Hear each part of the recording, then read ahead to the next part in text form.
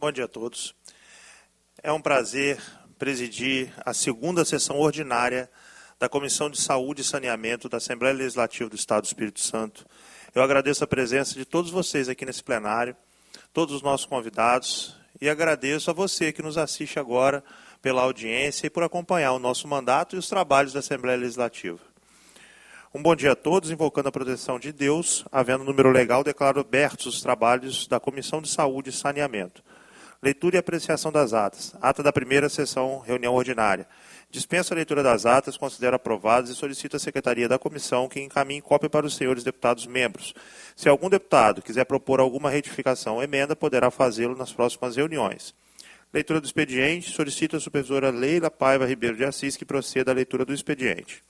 Ofício número 20 de 2024, secretário executivo da AMUNES, Associação dos Municípios do Espírito Santo, Bruno Roberto de Carvalho Gomes, convidando para participar da Assembleia Geral da AMUNES a realizar-se no dia 26/2/24, segunda-feira, às 10 horas.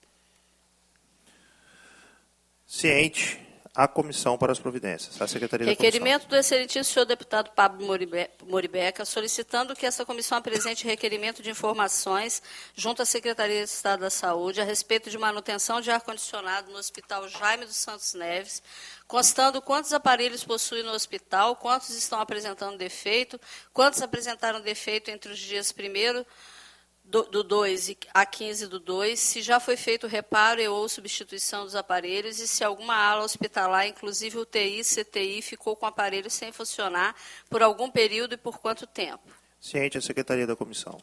Ofício número 19 de 2024, excelentíssimo senhor deputado Hudson Leal, justificando sua ausência na reunião ordinária do dia 20/2/2024. Ciente, a Secretaria da Comissão. Proposições recebidas. Projeto de Lei 296/2023, de autoria do deputado Gandini, que dispõe sobre a implementação da coletiva seletiva nos órgãos públicos integrantes da administração direta e indireta no âmbito do Estado do Espírito Santo.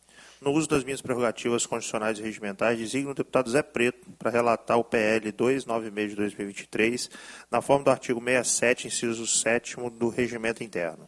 Proposições distribuídas aos senhores deputados. Projeto de Lei Complementar número 16 de 2023, de autoria do deputado delegado Danilo Baiense, relatoria do deputado Wellington Calegari, que dispõe sobre a concessão de adicional de salubridade aos policiais civis no exercício da função de examinador veicular, vistoriador do Estado do Espírito Santo, na forma que especifica.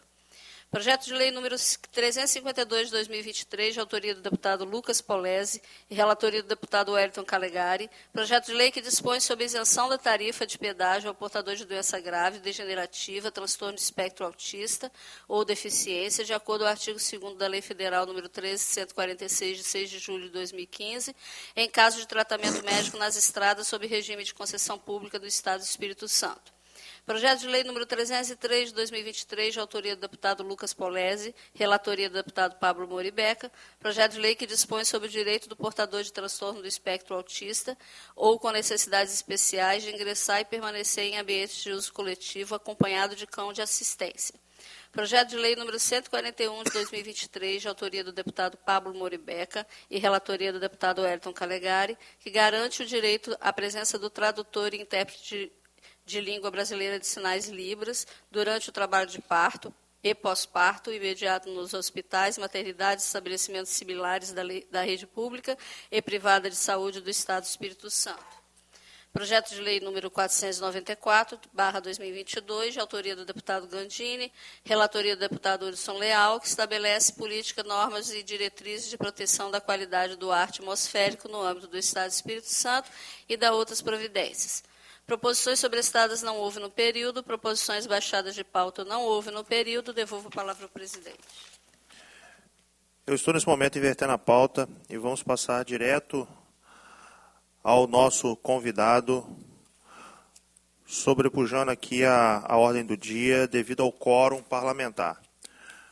A Comissão de Saúde recebe a visita do Dr. José Tarcísio Barroso Zovico, chefe da equipe de cirurgia bariátrica do Hospital Evangelho de Vila Velha, para discorrer sobre o tema cirurgia bariátrica por solicitação do deputado Hudson Leal. Eu vou conceder a palavra ao meu colega cirurgião para falar sobre esse tema tão importante e relevante que nós abordamos aqui nessa comissão ano passado. E é uma questão extremamente relevante do ponto de vista de saúde pública. A obesidade Nós vamos ouvir agora a apresentação do Dr. Zovico, mas é uma comorbidade absolutamente grave, não apenas para as causas cardiovasculares, mas inclusive para o câncer, que é uma bandeira que está intrínseca no meu coração. Então, com a palavra, doutor Zovico. Bom dia a todos. Em meu nome, em nome do Serviço de Cirurgia Bariátrica do Hospital Evangélico, gostaria de agradecer muito a honra de poder retornar a essa casa. A gente esteve aqui na época da pandemia, embora online, para a gente falar um pouquinho dessa experiência que a gente adquiriu em quase um quarto de século tratando da obesidade.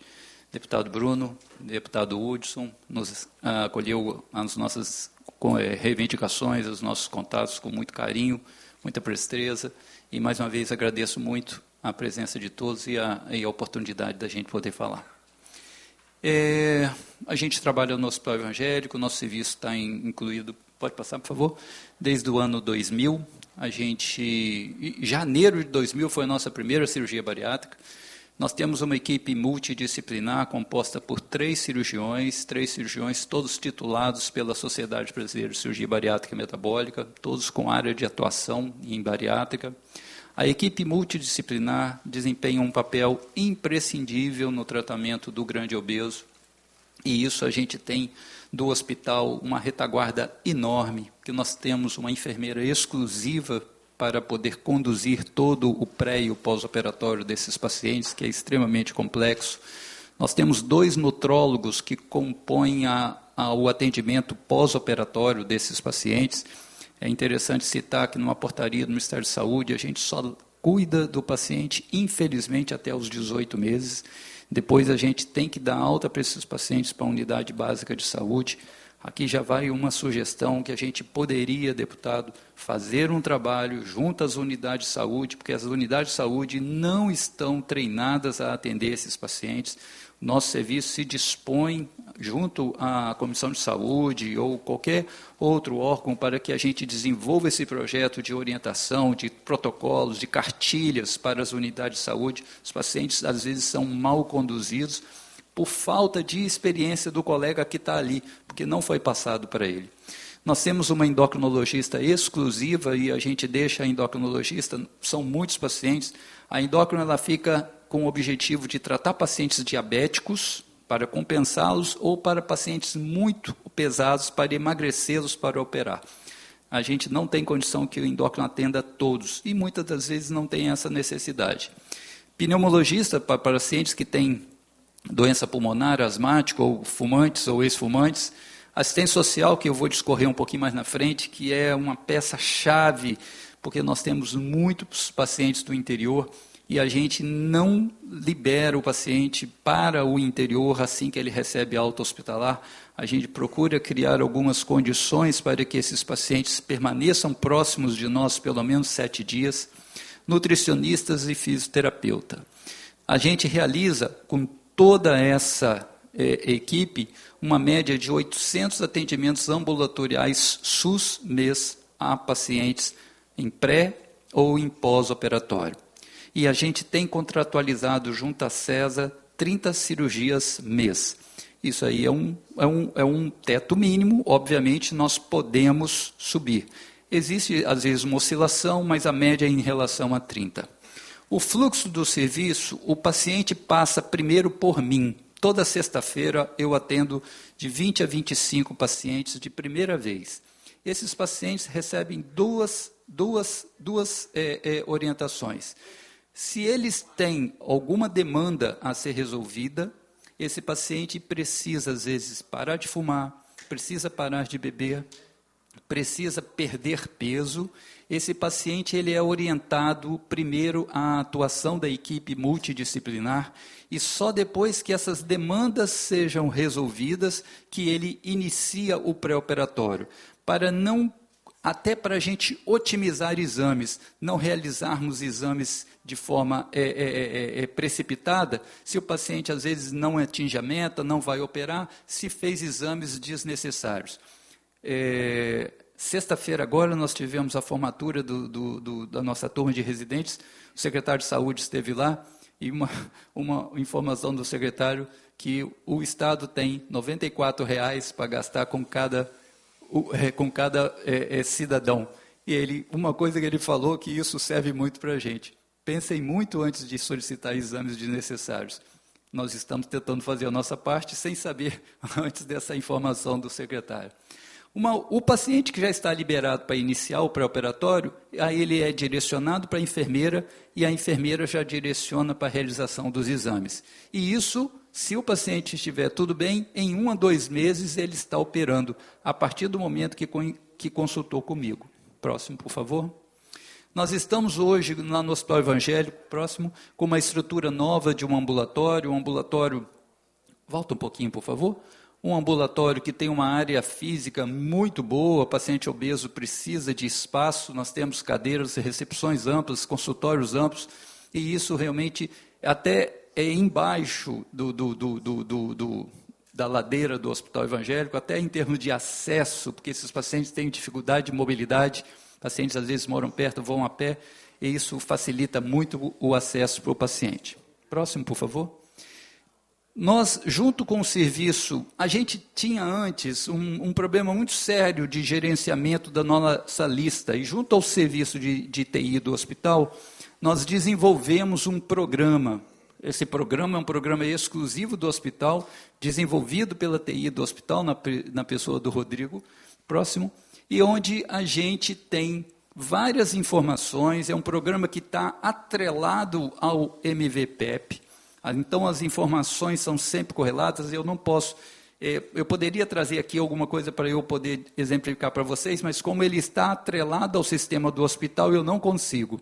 Mas são muitas informações, vocês podem ver aqui no canto à esquerda, resumo médico, enfermagem, psicólogo, nutrição, resumo do serviço social, todos fazem as evoluções, ele me dá dados de pacientes que não atingiram a meta em relação à meta de perda de peso, pacientes que atingiram, pacientes que estão aguardando agendamento. Então, a enfermeira, que é a nossa grande gestora, ela tem isso em mãos para poder que o paciente não fique enxugando gelo na fila de pré-operatório.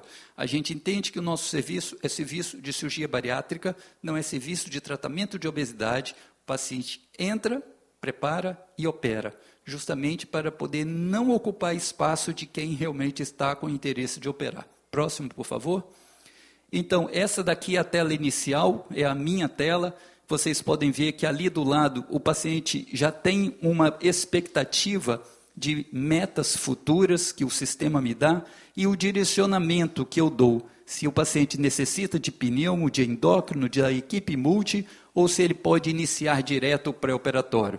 Então, isso já dá todo o direcionamento. Então, quando eu estou atendendo o paciente, eu preencho no MV, programa do hospital, e preencho isso daqui. Então, são 2 sistemas que um retroalimenta o outro.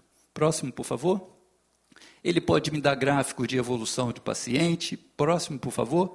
E essa é uma tela que a gente pode checar a enfermeira em qualquer momento, se a gente quiser, como está a situação do paciente fulano de tal? A gente chega, já foi atendido pelo cirurgião, pela enfermeira, pela psicóloga, ainda aguardando um nutricionista, ainda aguardando endócrino, pneumo e físio. Então, a gente tem toda uma evolução do paciente de uma forma simples, rápida e objetiva e otimizada, porque tempo a gente sabe que é muito precioso. E com isso a gente conseguiu otimizar bastante tempo.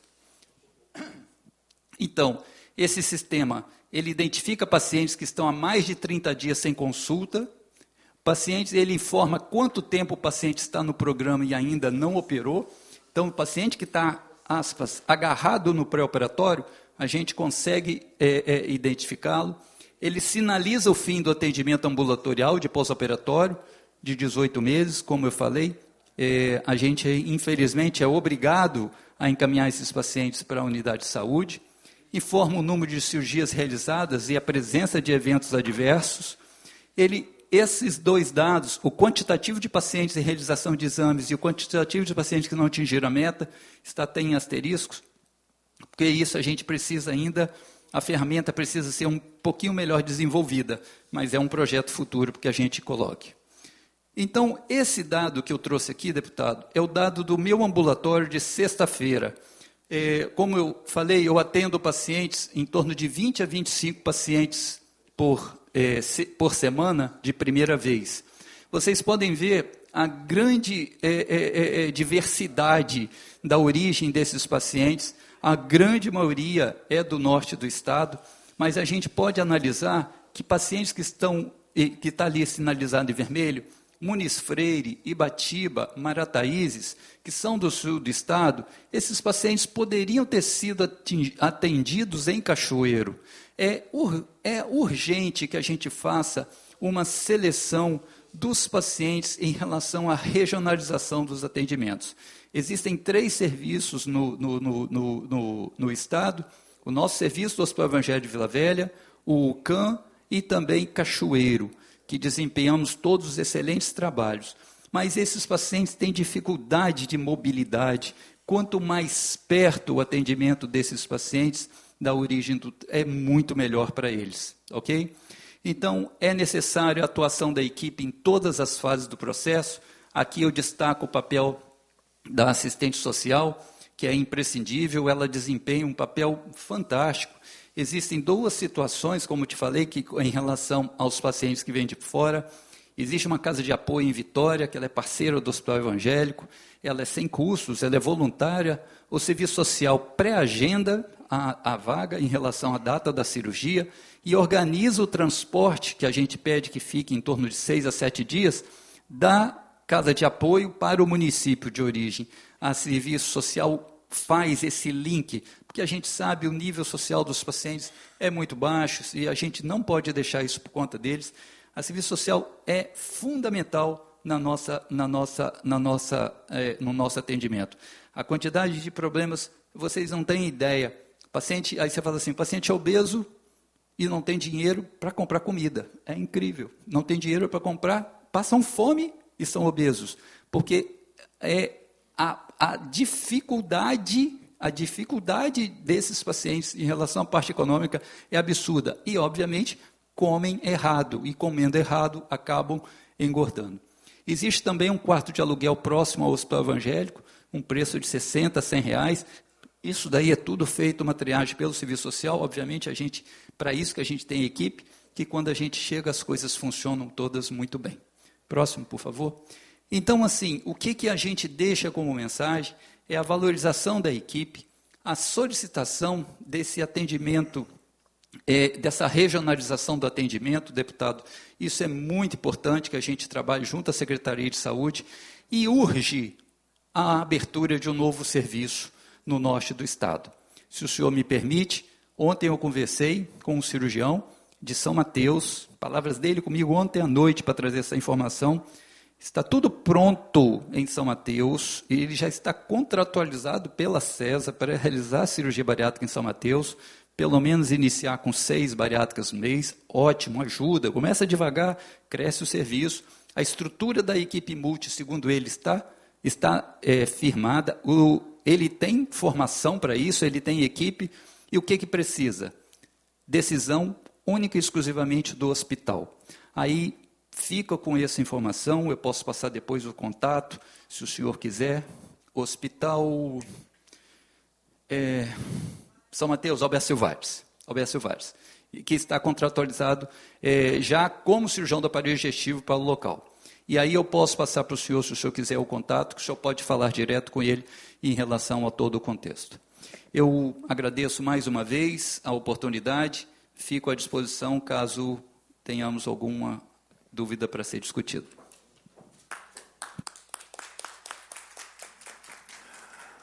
Doutor José Tarcísio Zovico fez uma bela apresentação. Queria ponderar algumas questões, doutor, para a gente poder discutir. O deputado Zé Preto também quer falar.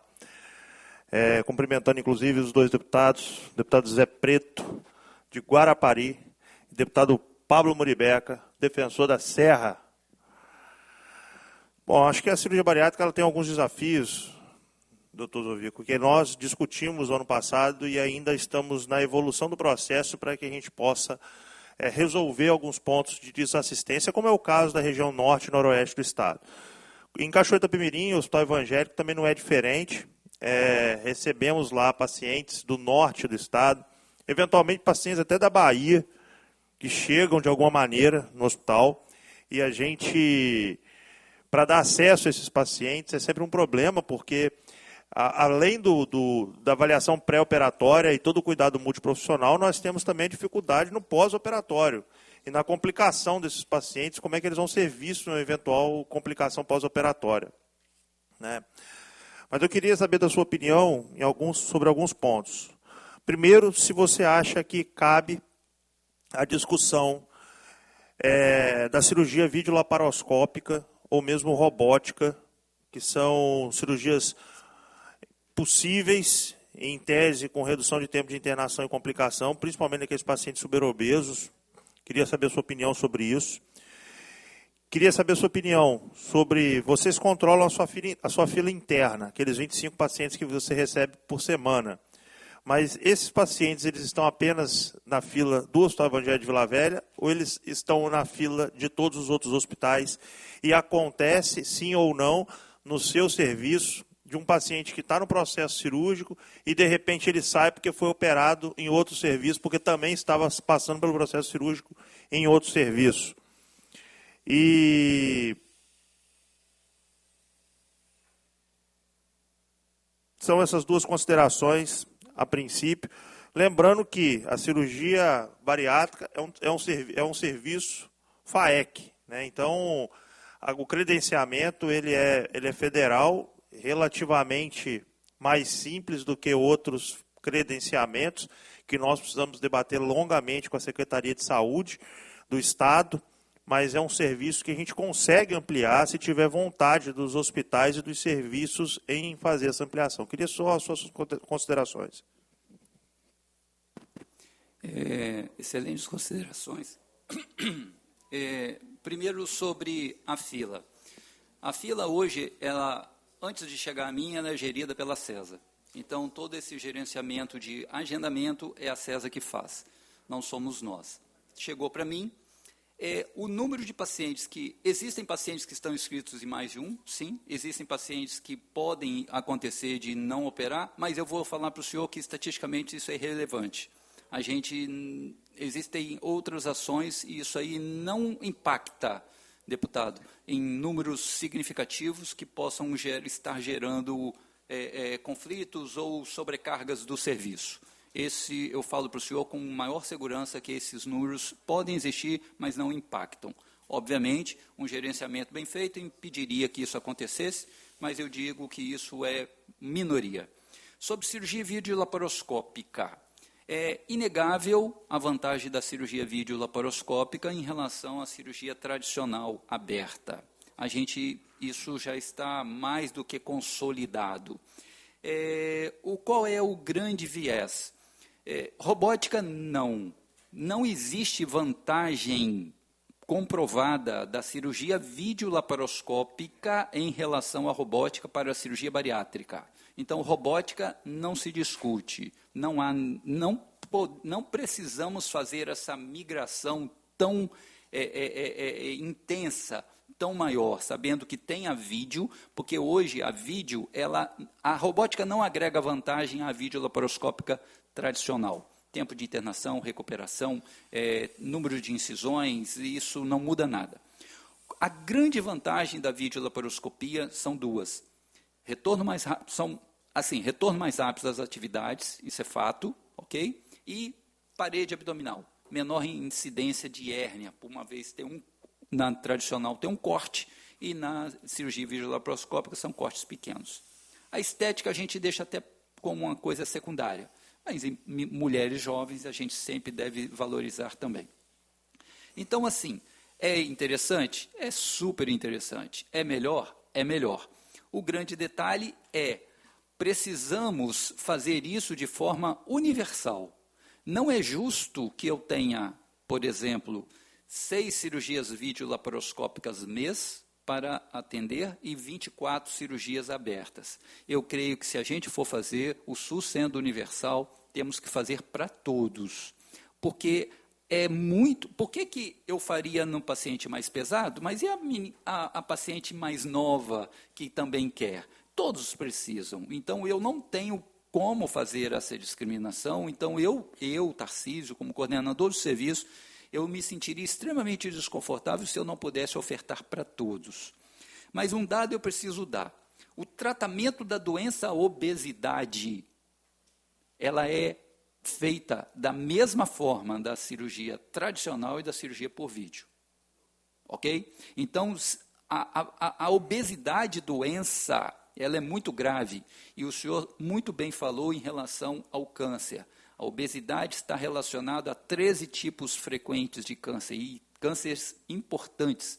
Na mulher, mama, útero; no homem, próstata; câncer de intestino nos dois, para não citar outros. Então, o tratamento da obesidade ela é feita por vídeo laparoscópica, por via tradicional, de forma efetiva. Então, se a gente tiver a oportunidade de fazer vídeo para todo mundo, ótimo. Caso contrário, que continuemos fazendo o tratamento com qualidade, como o Cachoeiro faz, como o CAM faz, como nós fazemos. Ok? Com relação à reconstrução, na verdade, a plástica reparadora, vocês têm serviço hoje dentro do Hospital Evangélico de Vila Velha? Como é que está esse serviço? Também está nessa mesma dinâmica, sem filas, com oferta plena? Como é que está isso? A cirurgia plástica reparadora é um calcanhar de Aquiles, porque se a gente faz essa projeção de 30 cirurgias bariátricas mês, e sabendo que após 18 meses, 18 a 24 meses, a gente tem a condição de liberar o paciente para a cirurgia plástica, o volume não comporta. Então, e se o senhor fizer uma meta histórica para trás, que a gente realiza isso há 24 anos, então o número de pacientes é absurdo, Então, uma coisa eu falo para o senhor, o serviço não comporta, é deficiente, e isso, o número de cirurgias plásticas realizadas é absurdamente menor do que realmente a necessidade. E isso é um problema. E o grande detalhe é conseguir o profissional que quer manter. Ele inicia, o cirurgião plástico, ele inicia, mas depois ele não mantém o compromisso com o serviço. Essa é uma questão muito importante, porque a gente está falando de devolver a dignidade para as pessoas, né? E assim como nas doenças oncológicas, no trauma, quando a gente precisa indicar uma prótese para um paciente voltar às suas atividades habituais, na cirurgia bariátrica, a plástica reparadora, ela não é só estética. Eu vivo em contato com esses pacientes, sabe, doutor Zovico? Por isso que eu estou perguntando. E eu já vi pacientes que não conseguem voltar às suas atividades habituais por conta de limitação de movimento, por exemplo, pelo abdômen pêndulo, né? Pelo abdômen pêndulo. Então, assim, isso traz repercussão, inclusive psicológica, em muitos pacientes. Então, a obesidade é uma doença de tratamento multiprofissional. E nós precisamos nos preocupar não apenas com tratar a doença, mas com tratar a pessoa. E são coisas diferentes, né? Eu costumo dizer que tem doença, inclusive, que não pode ser tratada, mas não há pessoa que não possa ser cuidada. E nessa situação, onde nós estamos falando de uma doença com uma finalidade de tratamento curativo, a gente precisa pensar e discutir uma política pública que vá abarcar o tratamento integral desse paciente. Nós discutimos muito a questão da cirurgia por vídeo e laparoscopia. Um dos grandes problemas é o grampeador, que é uma OPME que não está padronizada no Sistema Único de Saúde. Eu não consigo compreender o porquê não estar padronizada, por exemplo, nem para bariátrica, nem para um paciente de câncer, um paciente com tumor gástrico. A gente opera, hospitais ou arcam com esse custo, ou não recebem e não fazem, né? Então, a gente ainda opera cirurgias abertas em casos que tem indicação de cirurgia por vídeo e laparoscopia com custo e efetividade já demonstrado em estudos clínicos. Nós tivemos, um pouquinho antes da pandemia, a Sociedade de Cirurgia Bariátrica fez uma em São Paulo. Na época eu era presidente do capítulo aqui e a gente esteve lá para conversar sobre cirurgia bariátrica e SUS. E a Sociedade de Cirurgia Bariátrica levou um representante do Ministério da Saúde. Essa dúvida do senhor é extremamente procedente. Por que não, já que existem tantas vantagens? A resposta dele, porque eu não posso dar só para bariátrica. Eu tenho que dar para o tórax, eu tenho que dar para aparelho digestivo, eu tenho que dar para ginecologia, eu tenho que dar videolaparoscopia para cirurgia oncológica, para uro, para todas as especialidades. E todas têm o seu argumento de vantagem, porque Esse é o grande detalhe. E aí esbarra na questão de financiamento, de custos, porque a cirurgia por vídeo ela tem um custo maior, infelizmente, por causa dos grampeadores e do bisturi. Nós vamos seguir essa discussão no nosso grupo de trabalho. Nós conversamos ano passado, espero contar com a sua contribuição também nesse tema, para que a gente possa debater isso junto à Secretaria de Saúde. Eu sou um defensor de que a gente disponibilize. Na íntegra é o ideal, mas nem sempre a gente tem o mundo ideal e a gente precisa começar de algum jeito. E é possível selecionar os doentes de maior risco, baseado em toda a análise pré-operatória e análise clínica desse paciente. Então, esse debate vai acontecer, não vai ser respondido aqui hoje, mas que o povo capixaba saiba que nós estamos vigilantes e trabalhando para dar uma resposta clara à população. Vou passar a palavra ao deputado Zé Preto, que solicitou e quer fazer suas ponderações. Só para colocar assim, a comissão atenta e a Secretaria de Saúde, que nem o doutor falou, aos 18 meses após a cirurgia, é entregue esse paciente para o município. Isso nos preocupa muito, e a gente que milita mais na área de saúde, a gente preocupa, e tem muito relato, após os 18 meses, doutor, os municípios não têm capacidade de cuidar desses pacientes. Então, muito desse paciente vem a perder todo o trabalho que foi feito. Passa a ter depressão, que é muito comum, passa a ter outros problemas, talvez até, a gente tem relato no meu bairro, dois, 3 pacientes de um bairro pequeno que teve problema pós depois ser entregue, sair do lugar que tem capacidade de cuidar, e depois que é entregue para o município, para as unidades a gente sabe que as unidades de município, eu vou falar do meu município de Guarapari, que é precário. Você precisa de um psicólogo, e geralmente não tem. Então, o que acontece? E muitas das vezes as pessoas caem numa depressão e talvez não tenham uma junta que possa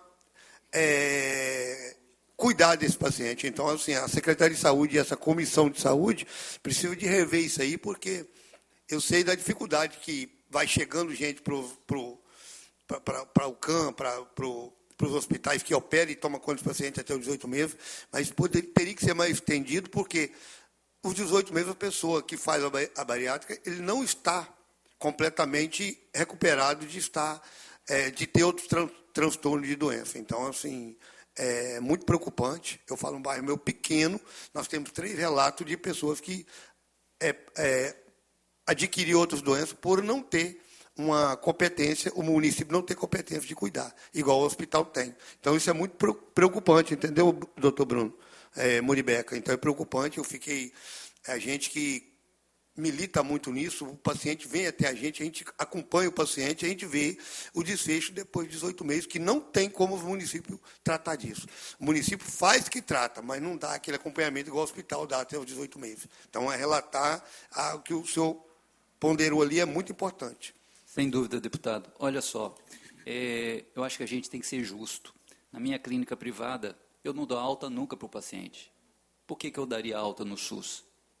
Esses pacientes, eu vou discordar um pouquinho do deputado quando ele falou em caráter curativo. Desculpa, deputado, obesidade não tem cura, obesidade tem controle. E para controlar, a gente precisa da atuação contínua da equipe multidisciplinar. É cuidar da dieta, cuidar da atividade física, é cuidar das suplementações vitamínicas e cuidar da cuca. Um dos detalhes, sabe, deputado, alcoolismo. Alcoolismo é um grande vilão do emagrecimento. Ele pode destruir a cirurgia, porque o valor calórico por grama do álcool é muito alto. Então, os pacientes, por problemas psicológicos, que todos temos, podem partir para o alcoolismo e, com isso, jogar a sua cirurgia fora. Então, o senhor está certíssimo nessa ponderação. E, repito, o nosso serviço, infelizmente isso veio do Ministério da Saúde, o nosso serviço está à disposição para sentar junto à Secretaria de Saúde para traçar esses protocolos, para tentar orientar, ver, sugerir algumas ações para que esses pacientes continuem sendo seguidos com qualidade. É isso mesmo, Bruno, a gente tem que até cobrar da Secretaria de Saúde do Estado, porque a gente vê, eu tenho uma aproximação muito grande com com tipo de paciente, o Bruno também tem, Muribeca tem, não é nós que vamos a ele, eles que vêm a nós, né, Bruno? A gente vê a dificuldade após 18 meses. E a gente vê a dificuldade, não. Tem uns que vai até a morte, tá, doutor Bruno? Tem uns que adquirem uma doença, que o doutor falou aí, adquirem doenças que tudo ficou perdido para trás. Talvez eles continuar obesos é até melhor para ele, porque depois dali para frente, 18 meses, pode perder a vida. Porque quando ampara com o município não tem um psicólogo, não tem um psiquiatra, não tem nada, o que acontece? Que isso mexe muito com a mente da pessoa, e a pessoa fica ali a ver navio, então é muito complicado. Pode ir ao alcoolismo, então, e várias coisas. Então, a gente fica muito preocupado. E quando eu estou falando não conhecimento de causa de ser médico, mas conhecimento de precisão, que o paciente precisa de ser mais acompanhado, com mais tempo, para depois ser entregue à sociedade, assim, mais está apto à sociedade do que os 18 meses, eu acho muito pouco. Então, nós deveríamos, Bruno, como presidente, nós da comissão, cobrar mais tempo acompanhamento dos hospitais, que nem o doutor falou, que se fosse na particular, ele não liberaria o paciente. Não libero. Nós não liberamos. A gente continua acompanhando esses pacientes. E os pacientes que têm bons resultados são os que acompanham. E quando começam a reganhar peso, a gente pode atuar para poder resgatar. Perfeito. É um assunto que não dá para esgotar em uma sessão da Comissão de Saúde. Por isso, nós precisamos expandir essa discussão para entregar resultado de verdade para o povo capixaba e a gente não ficar só no discurso. Então, nós precisamos trabalhar para poder entregar resultado. Né? E a múltiplas mãos, né? A discussão multiprofissional, inclusive na construção de políticas públicas, até porque o resultado não é só de médico. Nós temos um grande time da saúde que é necessário e imprescindível para cuidar desse paciente. Então, é importante que a gente escute também o que o psicólogo tem a falar sobre as limitações que ele vive na prática, o que o nutrólogo, a nutricionista e todos os demais profissionais, médicos e não médicos envolvidos nesse processo. Vai dar muito trabalho, mas quem não quer trabalho não chega aqui para trabalhar, né? Fique em casa. Vamos lá, vamos retomar aqui a ordem do dia, agora que temos quórum. Eu pergunto ao deputado Pablo Muribeca se está apto a relatar o projeto de lei 570 de 2023, a deputada Janete de Sá.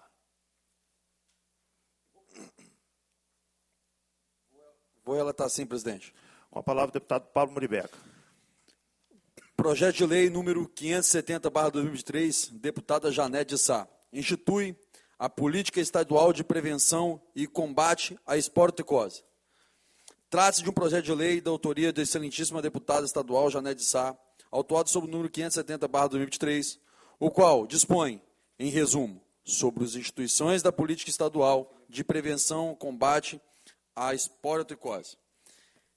Em apertada síntese, o projeto recebeu o parecer desfavorável da Procuradoria por inconstitucionalidade formal, tendo a Subprocuradoria-Geral divergido e apontado pela constitucionalidade, seguido da Procuradoria-Geral, com a apresentação de emendas modificadas e supressivas, devidamente aprovadas, inclusive pela Comissão de Constituição e Justiça, Cidadania, Serviço Público e Redação, com aprovação do parecer.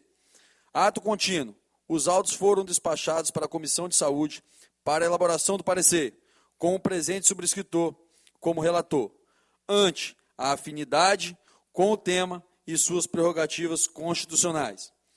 É o essencial se relatar, segundo o parecer do relator, vale deixar registrado que o parecer a ser emitido por esta comissão restringe-se à análise do mérito relacionado aos assuntos de saúde, no que tange ao seu eixo temático, na forma do artigo 50 do regime interno da ALIS.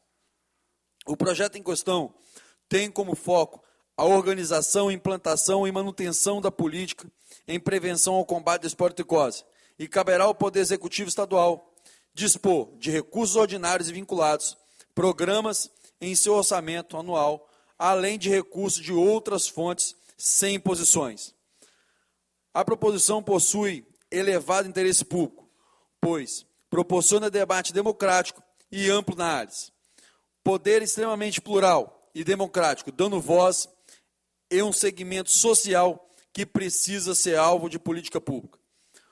O tema é de extrema relevância, tanto que a Secretaria de Estado de Saúde publicou na portaria número 115-R, de 4 de agosto de 2022, que determina que a esporocitocose seja incluída na Lista Nacional de Doenças de Notificação Compulsória, evidenciando a importância do assunto.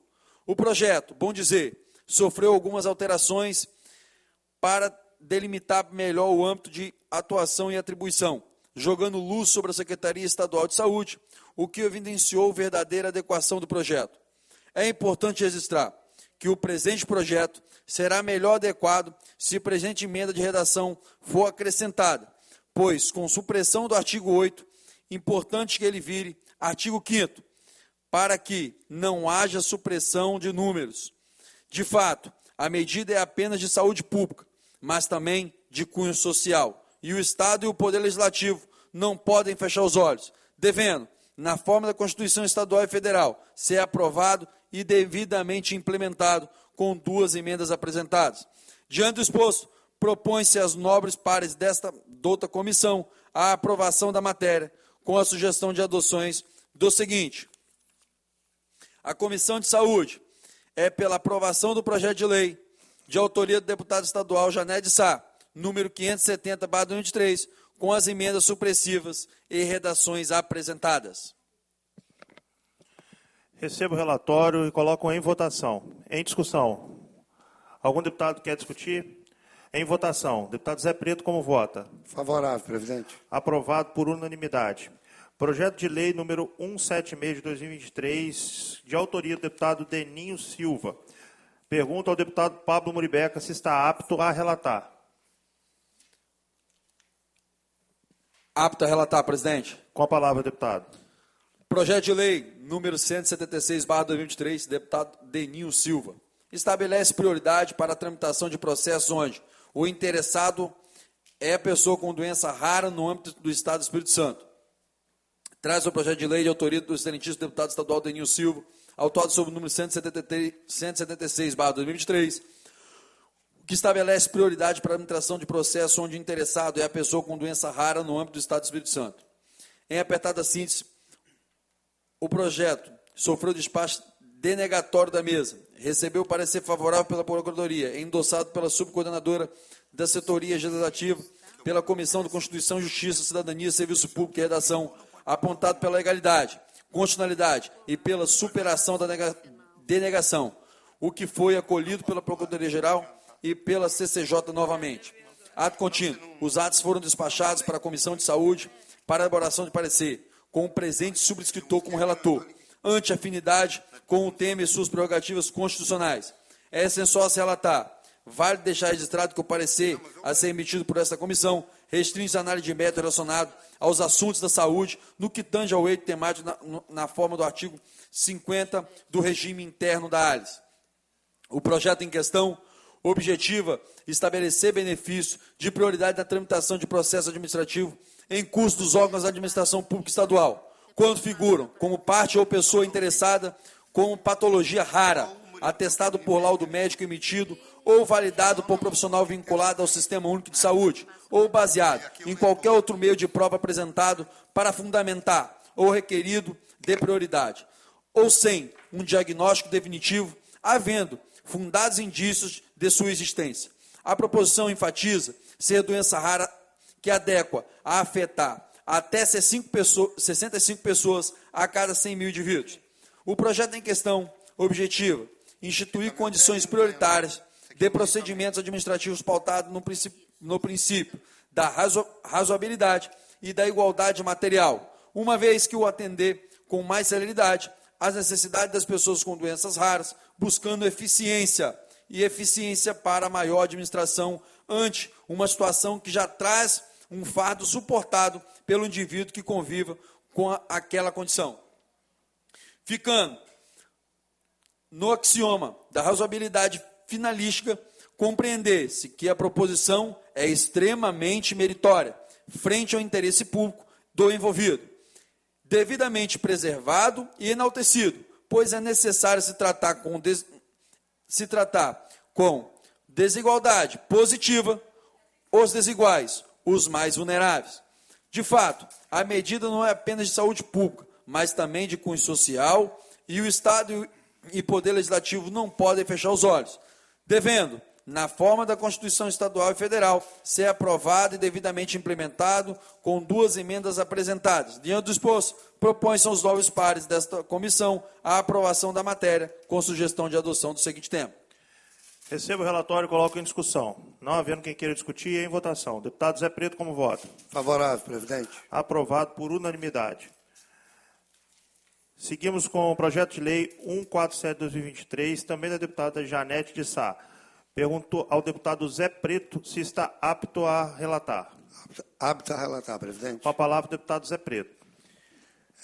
Trata-se do projeto de lei 147/2023, de autoria da deputada Janete de Sá, que tem por finalidade regulamentar a possibilidade de ingresso de animais domésticos e de estimação em estabelecimentos de saúde pública, privado, clínicos de família, ambientes terapêuticos e de tratamentos em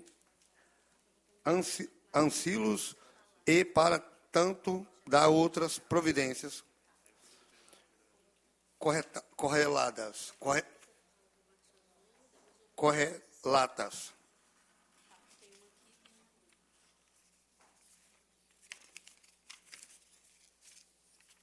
Pular umas partes aqui. Conformidade de análise de mérito quanto ao contexto da proteção à saúde dos pacientes internados nos nosômicos do Estado do Espírito Santo. Outro sim, a administração pública deve realizar de forma otimizada a sinérgica todos os esforços necessários para dar maior conforto, segurança e proteção dos doentes que possuem animais domésticos e de estimação e para tanto perímetro da campanha destes na fase da recuperação do tratamento. Nessa linha, o projeto de lei número 147/2023 demonstra ser extremamente meritório ao que tange a análise desta Comissão de Saúde e Saneamento, e em razão da fundamentação exposta no presente parecer, somos pela adoção do seguinte. O parecer da comissão, a Comissão de Saúde e Saneamento é pela aprovação do projeto de lei 147/2023, com aprovação decorrente do projeto de lei número 599/2023, em anexo, da autoria da deputada Janete de Sá. Recebo o relatório do deputado Zé Preto e coloco em discussão. Não havendo quem queira discutir, como vota o deputado Pablo Muribeca? Sim, presidente. Aprovado por unanimidade. Estou subtraindo da pauta o projeto de lei número 205/2023 e 80/2023, pelo adiantado horário, e vamos colocá-los na pauta da próxima reunião. Vamos direto para a fase da deliberação. Requerimento de informação junto à Secretaria de Estado de Saúde a respeito da manutenção de ar-condicionado no Hospital Jaime dos Santos Neves, constando quantos aparelhos possui o hospital, quantos estão apresentando defeito, quantos apresentaram defeito entre os dias 1º/2 e 15/2/2024, se já foi feito reparo ou substituição dos aparelhos e se alguma alta hospitalar, inclusive UTI/CTI, ficou com o aparelho sem funcionar por algum período e por quanto tempo, caso tenha havido. Por solicitação do deputado Pablo Muribeca. Coloco em votação. Deputado Zé Preto, como vota? Favorável, presidente. Como vota, deputado Pablo? Favorável, presidente. Aprovado por unanimidade. Deliberamos agora a visita ao Hospital Jaime dos Santos Neves, na data de hoje, para avaliar denúncias recebidas sobre condição de assistência intra-hospitalar. Como vota o deputado Pablo Muribeca? Voto sim, presidente. Como vota o deputado Zé Preto? Voto sim, presidente. Seguimos a fase das comunicações. A Comissão de Saúde receberá em reunião extraordinária as visitas de Estela Almeida Machado, representante do Grupo Capixaba de Fibromialgia, Solange Hipólito Areia Lodi, representante dos portadores de doenças autoimunes e fibromialgia do norte do estado do Espírito Santo, e Dr. André Gomes Félix Cordeiro, médico anestesiologista, especialista em dor, hoje às 10h30 no plenário Rui Barbosa, nessa Casa de Leis, para discorrer sobre o tema Fevereiro Roxo, conscientização e prevenção sobre fibromialgia, por solicitação do deputado Bruno Rezende. Esse tema é um tema importantíssimo, nós já estamos dando voz a todas essas pessoas que passam pelo drama da fibromialgia, uma doença que muitas das vezes é calada do ponto de vista social, mas aqui na Comissão de Saúde não. A gente dá voz ao capixaba e nós vamos dar muita voz e vamos reverberar isso por todo o cantinho do nosso Espírito Santo, como nós já estamos fazendo desde o ano passado, a busca de trazermos políticas públicas que sejam aplicadas de fato a esses cidadãos e cidadãs. Presidente, concede a parte? Por favor, deputado. Presidente, ontem, meia-noite, o telefone não parava de tocar. E aí, infelizmente, mais uma crise de saúde na Serra. Saí da minha casa, saí do conforto, estava com a minha família, com meu filho. E fui ao encontro dessas pessoas que estavam ali há mais de 8 horas sem atendimento, no pronto atendimento médico infantil. E ao chegar lá, presidente, é indignante, assim. Além da quantidade de médicos não ser suficiente pelo prefeito, eu vim avisando, prefeito, não fecha a porta das UPAs, vai sobrecarregar o atendimento na porta do hospital, vai acabar com as crianças, vai acabar com os pais que chegam lá com essas crianças fragilizadas. E ele, por picuinha, foi lá e fechou, para fazer tema, porque é o opositor que está falando. Não é, a posição e ao lado da população, eu já previa esse acontecimento. E aí, cheguei lá, presidente, é indignante, eu vou trazer para essa comissão, as pulseiras de classificação do protocolo de Manchester, presidente. Está aqui, a foto. Estavam sendo escritas, pulseira verde estava virando ao avesso, escrevendo. Um hospital que hoje tem mais de 48 milhões de empenho, não tem uma pulseira de protocolo de Manchester para poder dar uma paciente. Como é que classifica um paciente escrevendo a caneta no braço desse paciente? Estava lá todo mundo classificado praticamente da mesma forma. Porque no painel não tinha verde e amarelo, vermelho. Qual era a prioridade daquele paciente? Como que um pai ou uma mãe vai ficar satisfeito com um atendimento desse, sendo que o prefeito da cidade é médico, e ele sabe que a saúde da Serra é prioridade. Ele é prefeito, ele deveria cuidar da cidade. E aí eu tenho que sair do meu conforto, meia-noite, para ir lá, porque não tem a capacidade de entregar uma pulseira, de colocar mais médico para atender essas crianças. São mais de 3 anos e as coisas não mudam. É vergonhoso e taxatório. E o povo que é humilhado, que está lá na porta, lá sofrendo, não tem como recorrer a prefeito não, porque o prefeito não atende. A secretária não aparece. E aí, como é que fica? Cabe a nós, presidente, tomarmos posição nessa comissão, para que isso acabe de uma vez. Porque nós tentamos com diálogo, mas nós tentamos com diálogo, não é diálogo para a vida toda ficar sem resolver as coisas, não. Nós colocamos recurso na Serra, nós aprovamos aqui nesta casa, não só, mas todos os deputados, para que os recursos que sejam destinados para a Serra sejam empenhados em melhoria na vida das pessoas. Agora, não dessa maneira, com relaxo. Isso não é só relaxo de saúde, é relaxo social, relaxo de direitos humanos. Essas pessoas precisam de ter pelo menos o direito de chegar numa unidade, humanamente, não é ter brinquedo, porque o prefeito colocou lá um parque de diversão lá dentro da unidade. Criança não quer parque de diversão quando vai para médico, não. Quer atendimento médico. Quer ser bem atendido e bem acolhido pela unidade. Mais uma vez, um repúdio, não só como vice-presidente dessa comissão, ao prefeito da cidade. Porque ele é o líder. Ele é o dono da caneta da prefeitura. É ele que tem que tomar postura. É ele que tem que tomar decisões que chegam direcionamente e chegam diretamente na vida das pessoas e do povo serrano. Tenho dito, muito obrigado, presidente. O deputado Pablo Muribeca sempre muito sensível com as questões dos capixabas, em especial com o povo da Serra, mostrando hoje a angústia dele em relação ao Hospital Jaime dos Santos Neves, um hospital muito importante no estado do Espírito Santo, um dos maiores hospitais, com serviços muito importantes, mas que é papel dessa comissão e dessa Casa de Leis fiscalizar, garantir que o que está sendo entregue para a população é de fato aquilo que é o adequado para a população capixaba. Nós despachamos hoje um requisito de informação sobre o Jaime e agora também uma visita da Comissão de Saúde, que será lá representada pelo vice-presidente da comissão, o deputado Pablo Muribeca. Então, acho que, além de ouvir as angústias da população, é importante que nós tenhamos a constatação de fato do que está acontecendo, ouvindo e dando oportunidade de réplica também à gestão dos hospitais, né?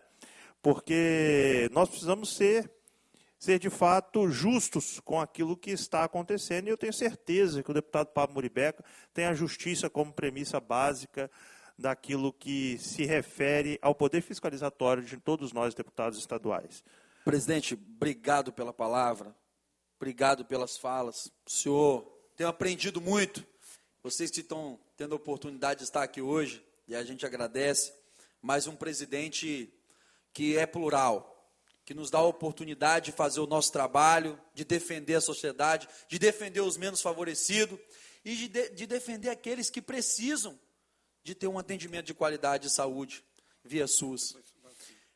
Esse é o presidente que, com todo carinho eu falo, é o presidente que eu sonhava em ter aqui como presidente da saúde, porque gosta de fazer saúde, se dedica em trazer saúde, em debater temas de alta relevância para todo o estado do Espírito Santo. Eu até peço desculpa porque eu não posso estar presente em tudo, mas o homem é presente em todas as agendas, em todos os hospitais, para que a gente possa proporcionar dias melhores para o cidadão espírito-santense. Agora, essa questão do Jaime, realmente, nós estamos em contato com o secretário. Ontem eu mesmo passei a mão no telefone e liguei para o governador. Falei, governador, quem é eleito somos nós deputados, o senhor. O povo vai para a urna e coloca o voto na gente. E nós estamos lá com a insatisfação dos enfermeiros e da população que está lá dentro da sala do pronto-socorro, de urgência e emergência, que está chegando para a gente.